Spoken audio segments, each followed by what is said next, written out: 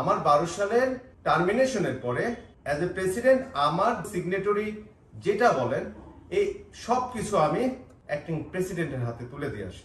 আমি বিশ্বাস করেছিলাম বলেই তো এই কাজগুলো করেছি। আজকে কেন নেতৃত্ব শূন্যের একটা অবস্থায় পরিণত হয়েছে? আজকে কেন মিসলিডেড হচ্ছে গ্রামীণফোন এমপ্লয়িজ ইউনিয়ন? আজকে কেন আমাকে আপনাদেরকে এই মাধ্যম দিয়ে কথা বলতে হচ্ছে?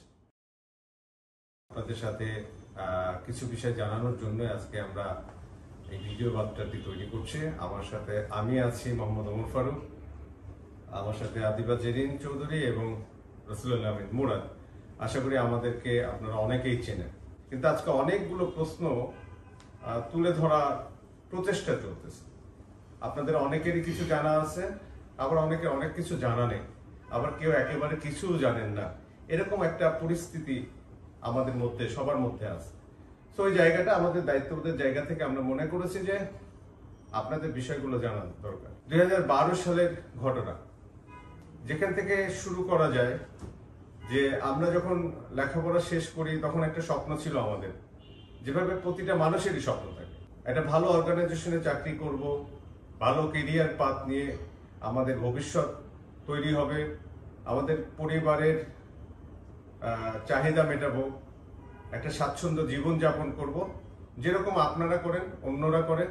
একইভাবে এই স্বপ্ন নিয়ে কিন্তু আমাদের চাকরির জীবনটা শুরু হয়েছিল। আমরা যখন গ্রামীণফোনে জয়েন করি খুব ভালো একটা পরিবেশ পেয়েছিলাম, অনেক কাজ করলেও আমাদের ভিতরে কোনো ক্লান্তি আসতো না, এমন একটা পরিবেশ ছিল। বাট এই ভালো লাগার এই বিষয়টা খুব বেশি দিন টেকে নিয়ে আমাদের সাথে। আপনাদের মনে থাকার কথা, রিস্ট্রাকচারিং একটা শব্দ, যেটা মূলত আসলে একটা পজিটিভ শব্দ বলেই আমরা জানি, যেখানে রিফরমেশন এবং রিফরমেশনের মাধ্যমে আসলে মূলত কর্মী এবং কোম্পানি ডেভেলপমেন্টের একটা সুযোগ সৃষ্টি করা হয়।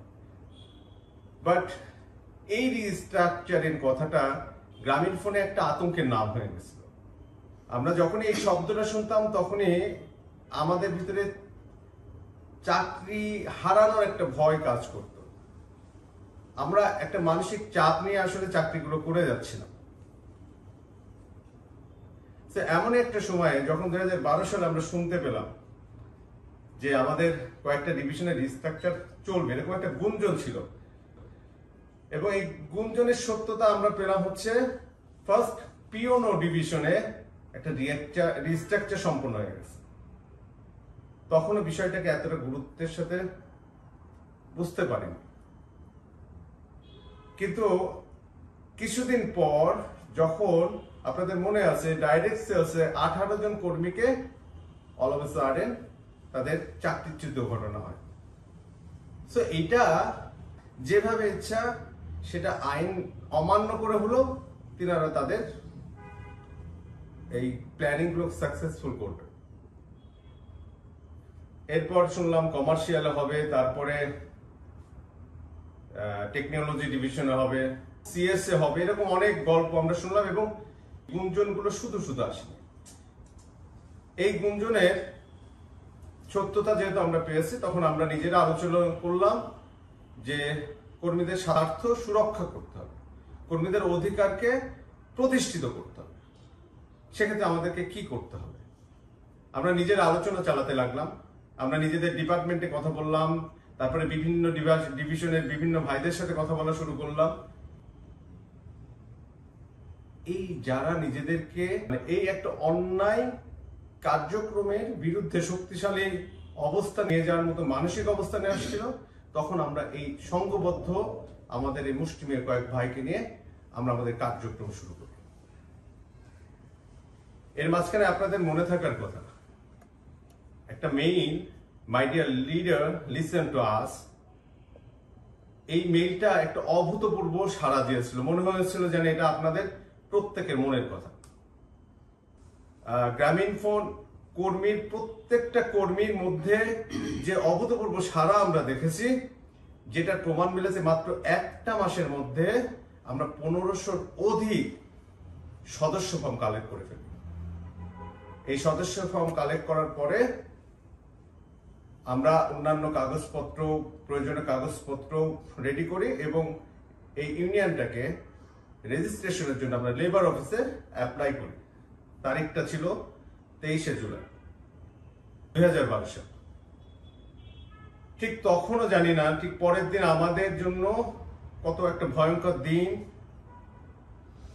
অপেক্ষা করছে। 24শে জুলাই রাত্রে কমার্শিয়াল ডিভিশনের প্রায় 200-র অধিক মানুষকে টার্মিনেট করা হয়। সো টার্মিনেশনের পরে আমরা এই ইউনিয়নটাকে সংঘবদ্ধ রাখার জন্য, যাতে শ্রমিক তার অধিকার রক্ষা করে চলতে পারে, তার অধিকার আদায় নিয়ে থাকতে পারে, তার সম্মান নিয়ে কর্ম করতে পারে, এর জন্য আমরা ভেঙে পড়িনি। আমরা যখন এই সংগঠনটা প্রস্তুতি নিচ্ছিলাম তখনও জানি যে আমাদের চাকরির একটা সামনে বিপদ হতে পারে। আমরা এটাকে মেনে নিয়ে এই সংগঠনটা শুরু করেছিলাম।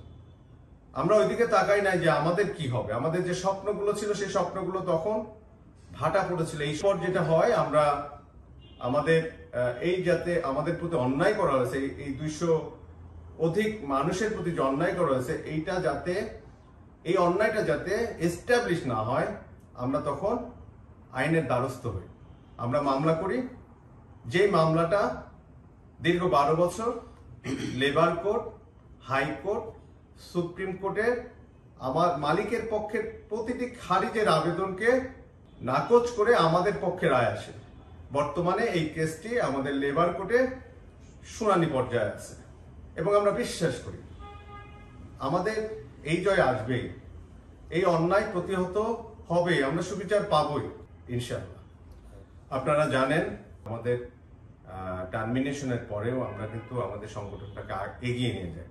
আমরা ভিতরে একটা ভীত সন্ত্রস্ত যে অবস্থা ছিল সেই অবস্থাটাকে কাটানোর জন্য আবার আমরা কয়েকজন যাদেরকে টার্মিনেট করা হয়েছিল তাদের কয়েকজন আমরা বেশ কয়েকদিন আপনাদের জিপি হাউসের সামনে আমরা ব্যানার নিয়ে দাঁড়াই, যাতে আপনারা যারা ভিতরে আছেন তারা শক্তি পান, মনোবল পান, আবার এখন আপনাদের ভয় ভীতি যাতে দূরীভূত হয়, এই একটা প্রচেষ্টা ছিল। এবং আমরা ইনশাআল্লাহ সেই জায়গাটা সার্থক হয়েছি এবং আপনারা আবার এক হয়ে ঘুরে দাঁড়াইছে। আপনাদের মনে থাকার কথা 2015 সাল ম্যানেজমেন্ট যখন এই যে আপনারা ঘুরে দাঁড়াইছেন, এই ইউনিয়নটাকে ওন করছেন, আপনাদের ভয়েসকে কোনোভাবে দমানো যাচ্ছে না, তখন ম্যানেজমেন্ট কি করলো? এই ইউনিয়নটাকে ধামাচাপা দেওয়ার জন্য তার একটা নতুন কনসেপ্ট নিয়ে আসলো, জিপিপিসি নামে। এবং জয়টা সেখানে আমাদেরই ছিল। আমাদের মানে আপনি, আমি, আমাদের সকলের জয় ছিল। এই জিপিপিসি ইলেকশনে আপনাদের মনে থাকার কথা যে আমাদের ইউনিয়নের পক্ষ থেকে একটা প্যানেল আমরা দিয়েছিলাম এবং যেখানে আপনাদের স্বতঃস্ফূর্ত সমর্থনে আমরা ব্যাপক একটা জয় পাই। আমরা পূর্ণ প্যানেলে জয়লাভ করি। যাত্রা শুরু হয় ইউনিয়নের, যদিও নামটা ছিল জিপিপিসি। আপনাদের যে আবেগ, আপনাদের যে আস্থা এই গ্রামীণ ফোন এমপ্লয়িজ ইউনিয়নের প্রতি, সেই দিনটা কত মানুষের চোখে পানি এনে দিয়েছিল আপনারা জানেন না। আপনারা নিজেরাও হয়তো অস্পৃশ্য ছিলেন। এমন একটা ভালোবাসার সংগঠন, এত মানুষের ভালোবাসার সংগঠন, এত মানুষের আস্থার একটা সংগঠন যাতে কোনোভাবে বিনষ্ট না হয়, সেটার জন্য আজকে আসা। এরপরে আপনাদের মনে আছে জিপিপিসির ফর্মে যখন ইউনিয়ন মানুষের অধিকারের বিভিন্ন ইস্যু নিয়ে কথা বলা শুরু করে এবং এই বিষয়গুলো ম্যানেজমেন্টের সাথে টেবিলে বসে কথা বলে, সেখানে অনেকগুলো অর্জন আমরা দেখে থাকি। সে অর্জনের যে মূল জায়গাটা বা উল্লেখযোগ্য যে বিষয়টা ছিল সেটা ছিল 5% লভ্যাংশের, যেটা আমরা পেয়ে থাকি। যদি এখন আমাদের কাছে এই টাকাটা আসে না, কিন্তু আমাদের সন্তুষ্টি ওই জায়গাটা, আমাদের ভালো লাগা ওই জায়গাটা, যে জন্য আমরা লড়াই করেছি সেই আইন প্রতিষ্ঠিত হয়েছে, এটা আমাদের ভালো লাগার জায়গা। সো এটা আমরা অর্জন করেছি। এছাড়াও আপনারা জানেন যে আমরা বিভিন্ন ধরনের অ্যালাউন্স নিয়ে, এমপ্লয়ি বেনিফিট নিয়ে আমরা অনেক কাজ করছি। Transport allowance, medical allowance, child education allowance, তারপর ইন্স্যুরেন্স কাভারেজ, এরকম অনেক জিনিসগুলো নিয়ে আমরা কাজ করার চেষ্টা করি এবং অধিকাংশ ক্ষেত্রে আমরা একটা সুন্দর জিনিস আনতে পেরেছিলাম। যেটা ছিল যে ইউনিয়নকে ধামাচাপা দিয়ে আসলে শেষ পর্যন্ত ম্যানেজমেন্ট রাখতে পারিনি। আমরা আইনি লড়াই শেষে এই আপনাদের ভালোবাসার এই গ্রামীণ ফোন এমপ্লয়ি ইউনিয়ন রেজিস্ট্রেশন পাই 2019 সালে। এই যে গল্পটা 12 সাল থেকে 19 সালের একটা সুন্দর সাকসেসফুল, কিন্তু বাধা বিপত্তির পরেই ঘটে। এই ইউনিয়নটাকে কেন জানি দুমড়ে মুচড়ে একটা কালো থাবা দিয়ে এটাকে নষ্ট করার চক্রান্ত চলতে থাকে। মনে আছে আপনাদের, একটা মহামারী, একটা আতঙ্ক যার নাম কোভিড, এমন সময় আমাদের 180 জন টেকনোলজি ডিভিশন এবং কমার্শিয়াল ডিভিশনের 180 জন কর্মীকে জেডিলেস করে রাখা হয়। এমন একটা ভয়ঙ্কর মুহূর্তকে এই কোম্পানি বেছে নেয়, যে সময় আসলে অন্যান্য অনেক প্রতিষ্ঠান যারা মানবিক সহায়তার হাত বাড়িয়ে দিয়েছিল, ঠিক একইভাবে যেভাবে 12 সালে আমাদেরকে টার্মিনেট করা হয়েছিল রাতে রাতে, ঠিক একইভাবে কোভিডের মতো একটা মহামারীকে পুঁজি করে হোম অফিস দিয়ে আমাদের এই ভাইদেরও টার্মিনেট করা হয়। আবারও 180টি পরিবার অনিশ্চিতের দিকে যায়। একে তো মহামারী, তারপরে আবার একটু চিন্তা, একটা অনিশ্চিত জীবন। এটা যখন হলো, এরপরে ইউনিয়নের পক্ষ থেকে আমরা আমাদের প্রয়োজনীয় পদক্ষেপ নিয়ে শুরু করি। যদিও এটা আগে থেকে নিচ্ছিলাম, ম্যানেজমেন্টের সাথে বিভিন্ন সময় বৈঠক ছিল, আমাদের এমপ্লয়ীদের কর্মীদের সাথে আমরা বিভিন্ন সময় বৈঠক করছিলাম। এই বৈঠকের পরবর্তীতে যখন শেষ পর্যন্ত ম্যানেজমেন্ট আমাদেরকে কোঅপারেট না করে এমন একটা সিদ্ধান্ত নিল, তখন আমাদেরকেও শক্ত পদক্ষেপ ছাড়া আর গ্রহণ করার মতো তেমন কিছু অপশন আমাদের কাছে ছিল না। সে সময় আপনাদের মনে থাকার কথা, আমাদের সেক্রেটারি মিয়া মাসুদ ভাই, তার নেতৃত্বে আরো আমাদের যারা নেতা ছিলেন, নেতা কর্মী ছিলেন, তাদের ভিতরে যারা এই অন্যায়ের প্রতিকার চেয়ে আমাদের এই নেতা কর্মীরা ওই কোভিড পিরিয়ডের মধ্যেও বাংলাদেশের বিভিন্ন স্থানে মানববন্ধন রচনা করে। আমরা প্রেস কনফারেন্স করি, প্রেস রিলিজ করি এবং অন্যান্য অর্গানাইজেশনের সাথে এগুলো যোগাযোগ করছিলেন এবং এই বিষয়টাকে তিনি লাইট দিতে চাচ্ছিলেন। এটারই একটা পর্যায়ে আমাদের গ্রামীণ ফোন ম্যানেজমেন্ট থেকে তাকে টার্মিনেট করা হয়। ব্যক্তিগত মামলার পাশাপাশি ইউনিয়নের পক্ষ থেকে একটা ডিসপিউট রেজ করা হয়। এই ডিসপিউটের মামলা চলতে থাকে এবং এই মামলার রায়ও কিন্তু আমরা কয়েক মাস আগে পেয়েছি, এবং যেখানে এটা প্রমাণ হয়েছে গ্রামীণ ফোন এমপ্লয়িজ ইউনিয়নই একমাত্র ইউনিয়ন এবং এটাই সিবিএ। এটা প্রমাণ হয়ে গেছে। কিন্তু আমাদেরই মতো মানুষ যাদের একটা সময় অনেক অবদান ছিল ইউনিয়নের, তাদের মধ্যে কেউ কেউ কেন জানি একটু মিস্টেরিয়াস বিহেভ। এখনো এই প্রশ্নগুলো তুলে ধরে এই গ্রামীণ ফোন এমপ্লয়িজ ইউনিয়নকে বিব্রত করা অবস্থায় ফেলার চেষ্টা করছে। কেন আজকে আমাকে এই কথাগুলো বলতে হতো? এতদিন কেন, এতদিন আমাকে তো এগুলো বলতে হয়নি। কারণ মিয়া মাসুদ যাওয়ার পর থেকে কোভিড পিরিয়ড, 180 পরিবারের গল্প, এই সবগুলো একটা নাটকীয় মন নেয়। এবার ইউনিয়ন যেভাবে অ্যাক্ট করা উচিত সেভাবে অ্যাক্ট করছিল না। প্রথমে ছোটখাটো বিষয়গুলোকে আমরা ওভারলুক করি। এরপর আপনাদের কাছ থেকে কিন্তু আমরা বিভিন্ন ধরনের ফিডব্যাক পেয়েছি, বিভিন্ন ধরনের। কেউ কেউ বলেছেন, ভাই আপনাদের ইউনিয়ন কি এখন আছে নাকি মারা গেছে? আপনাদের ইউনিয়নটার কোনো কার্যক্রম দেখি না। এই ইউনিয়নটা কি ভাইয়া ইউলি ইউনিয়নে পরিণত হতে যাচ্ছে? এরপরে যখন এত অসঙ্গতি আমরা দেখছি, এই অসঙ্গতি থেকে মুক্তি পাওয়ার জন্য আমরা নিজেরা আবার কথা বলি, আমরা বারবার কথা বলি। আমরা একটা ওয়ার্কশপ কল করি, যেখানে জিপি হাউস কমিটি থেকে প্রত্যেকটা সার্কেলের কমিটির নেতা এবং কর্মীরা আমাদের সাথে সেখানে ছিলেন। সেখান থেকে যে ফাইন্ডিংস আসে, সেই ফাইন্ডিংসের দুইটা কথা আজকে আমি বলি। এক হচ্ছে আমাদের সবার ফাইন্ডিংস এর একটা জায়গায় যেটা ছিল, গণতন্ত্রের চর্চাটা আমাদের ভিতরে ব্যাহত হচ্ছিল। আমাদের ভিতরে গণতান্ত্রিক চর্চাটাকে আবার পুনরুদ্ধার করার কথা বারবার বলা হচ্ছিল, এবং এটাকে শক্তিশালী করতে গেলে গণতান্ত্রিক উপায়ে সমাধানের পথ খুঁজতে বলা হচ্ছিল। আমাদের ভিতরে আমাদের পজিশনগুলোর রাইটলি ফাংশন করছিল না। সেক্ষেত্রে পরামর্শ ছিল যে আপনারা এই পজিশনগুলোকে রিশাফল করেন। যাই হোক, ওয়ার্কশপ থেকে আমরা যে ফিডব্যাকগুলো পাই, আপনাদের মতামতগুলো নিয়ে আসি, আবার আমরা এগুলো নিয়ে বসি, কয়েকবার আমরা মিটিং করি এগুলোকে ঠিকঠাক করার জন্য। বাট সেখানে অনেক চ্যালেঞ্জ ফেস করতে হয়। এবং যখন বুঝে গেলাম আমরা যে আসলে এটা তো সহজে সুন্দর পরিবেশে যেতে পারছে না, বা এত সহজে এটা আমরা আবার আগে সেই পরিবেশে নিতে পারবো না, কারণ এখানে যে চর্চা শুরু হয়ে গেছিল সেটার মূল অনেকটা গভীরে নেমে গেছিল, সেটাকে উপড়ানো এত সহজ ছিল না। আপনাদের জানা থাকার কথা, আমার 12 সালের টার্মিনেশনের পরে অ্যাজ এ প্রেসিডেন্ট আমার সিগনেটরি যেটা বলেন এই সব কিছু আমি অ্যাক্টিং প্রেসিডেন্টের হাতে তুলে দিয়ে আসি। আমি বিশ্বাস করেছিলাম বলেই তো এই কাজগুলো করেছি। আজকে কেন নেতৃত্ব শূন্যের একটা অবস্থায় পরিণত হয়েছে? আজকে কেন মিসলিডেড হচ্ছে গ্রামীণফোন এমপ্লয়িজ ইউনিয়ন? আজকে কেন আমাকে আপনাদেরকে এই মাধ্যম দিয়ে কথা বলতে হচ্ছে? পরে আমরা যখন চিন্তা করি যে না, এটাকে আমরা একটা, যেহেতু সামনে ইলেকশনের একটা সময়ও চলে আসছে এবং এটাকে আমরা ইলেকশনে নিয়ে যাচ্ছি, এই ইলেকশনে নিয়ে যাব কারণ মানুষ সমস্ত কিছু পর্যবেক্ষণ করে, সমস্ত কিছু বিবেচনা করে তাদের ইউনিয়নটাকে একটা যোগ্য, সৎ, নিষ্ঠাবান নেতৃত্বের হাতে তুলে দেবে এই প্রত্যাশা করে।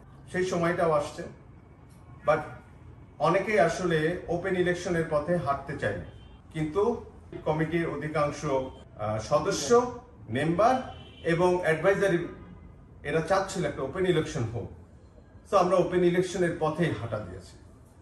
এখন আপনাদের সময়, আপনাদের দায়িত্ব, এই ইউনিয়নটাকে আপনারা কোন জায়গায় দেখতে চাচ্ছেন সেটা আপনারা নির্ধারণ করুন।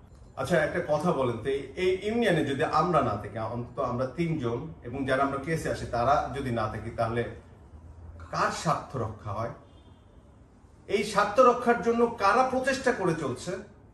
আজকে এই মানুষগুলো আত্মত্যাগ, এই ভালোবাসার যে অর্গানাইজেশন যেখানে আপনাদের সকলের ভূমিকা ছিল, সেই আত্মত্যাগের কথা ভুলে যেন না। এই ইউনিয়নটাকে ধ্বংসের পথ থেকে রক্ষা করে। গ্রামীণফোন এমপ্লয়িজ ইউনিয়ন কিন্তু কোনো ডিস্ট্রাকটিভ ইউনিয়ন নয়, ছিল না কোনোদিন, উদ্দেশ্য ছিল না। 2012 সাল থেকে আপনারা যদি দেখেন, আপনি গ্রামীণফোন এমপ্লয়িজ ইউনিয়নের ডিস্ট্রাকটিভ, ধ্বংসাত্মকমূলক মনোভাব দেখতে পাবেন না। যে আমরা চেয়েছি, আমরা এমন একটা প্রতিষ্ঠানে কাজ করেছি যে প্রতিষ্ঠান থেকে শিখেছি কিভাবে রেসপেক্ট করতে হয়, কিভাবে প্রমিসকে ধারণ করতে হয়। আমরা শিখেছি, আমরা সেই জায়গাগুলো ধরে রেখেছি। এই প্রতিষ্ঠানকে আমরা কখনো প্রতিপক্ষ ভাবিনি। আমরা চেয়েছি আমরা এই গ্রামীণফোন এমপ্লয়িজ ইউনিয়ন এমন একটা ভূমিকা রাখবে যেখানে কর্মীরা তাদের মানসিক চাপ থেকে বের হবে, চাকরি হারানোর ভয় থেকে বের হবে। তাদের প্রতি যদি কোনো অন্যায় আচরণ করা হয়, সে অন্যায় আচরণ যাতে না হয় সেদিকটায় সজাগ থাকবে, একটা সুষ্ঠু কর্মপরিবেশ তৈরি হবে। সো এই গ্রামীণফোন আমাদের ভালোবাসার প্রতিষ্ঠান, এটাকে আমরা ধারণ করি। এই গ্রামীণফোন আছে বলে আমরা গ্রামীণফোন এমপ্লয়িজ ইউনিয়ন আছি। যেভাবে আমরা গ্রামীণফোনকে ভালোবাসি, আমরা এই গ্রামীণফোন এমপ্লয়িজ ইউনিয়নকে একই রকম ভালোবাসি। আমরা চাই এই গ্রামীণফোন এমপ্লয়িজ ইউনিয়ন একটা শক্তিশালী সংগঠনে রূপান্তরিত হোক। এই গ্রামীণফোন এমপ্লয়িজ ইউনিয়নের হাল ধরুক এমন কিছু শক্তিশালী নেতৃত্ব, যারা না গ্রামীণফোন এমপ্লয়িজ ইউনিয়নকে হাঁটতে দিবে, না গ্রামীণফোনকে হাঁটতে দিবে। এই সকল সদস্য এবং গ্রামীণফোন কর্মীকে নিয়ে তারা এগিয়ে যাবে আরো সামনের পথে। এই প্রত্যাশা আমরা সব সময় ধারণ করি। এখন আপনাদের সময়, আপনাদের দায়িত্ব, এই ইউনিয়নটাকে আপনারা কোন জায়গায় দেখতে চাচ্ছেন সেটা আপনারা নির্ধারণ করুন। যেহেতু সামনে নির্বাচন আসছে, এই নির্বাচনকে সামনে রেখে আপনাদের এই বিবেচনা বোধটাকে জাগ্রত করার জন্য আজকে এখানে বসা। এই নির্বাচনে আপনাদের স্বতঃস্ফূর্ত অংশগ্রহণ থাকবে, একটা উৎসব মুখর পরিবেশ থাকবে, যেখানে আপনারা এই সমস্ত কিছু বিবেচনা করে এমন কিছু নেতৃত্বের হাতে এই গ্রামীণফোন এমপ্লয়িজ ইউনিয়নের ভার তুলে দেবেন যারা আপনার কথা বলবে, যারা এই প্রতিষ্ঠানের উন্নয়ন চাবে। সো পরের বিষয়টা আল্লাহ ভালো জানেন এবং আপনারা কি করবেন সেটা আপনাদের হাতে। আমার যতটুকু দায়িত্ব ছিল, আমাদের তিনজনের যতটুকু দায়িত্ব ছিল, সেটুকু আপনাদের কাছে আজকে আমি পৌঁছে দিলাম। আপনারা সবাই ভালো থাকবেন, আমাদের জন্য দোয়া করবেন, এই গ্রামীণফোনে যেন আবার আমরা কর্ম করতে পারি সেই তৌফিক যেন আল্লাহ আমাদেরকে দেন। আজকে এই পর্যন্ত, আবারও যদি প্রয়োজন হয় আবারও আসবো। আপনার ইউনিয়নের এই ট্রু স্পিরিটটা গত 3-4 বছরে তিলে তিলে হত্যা করা হয়েছে। এখনো যারা এই স্পিরিটটাকে ধারণ করে, যারা ট্রু স্পিরিট নিয়ে চলে, যারা শুধুমাত্র নিজের ব্যক্তি স্বার্থকে জলাঞ্জলি দিয়ে কর্মীদের স্বার্থ রক্ষায় যারা নিজেদেরকে নিয়োগ করেছে, প্রমাণ দিয়েছে, এমন কিছু বলিষ্ঠ নেতৃত্ব আপনাদের সামনে আছে, যারা আমাকে সহযোগিতার হাত বাড়িয়ে দিয়ে বলেছে, ওমর ভাই আসেন, আমরা তো আছি, আবার চলুক লড়াই সেই দিন পর্যন্ত যতদিন না অন্যায়, অবিচার, নিপীড়িত মানুষের কান্না আমরা মুছে না দিতে পারি।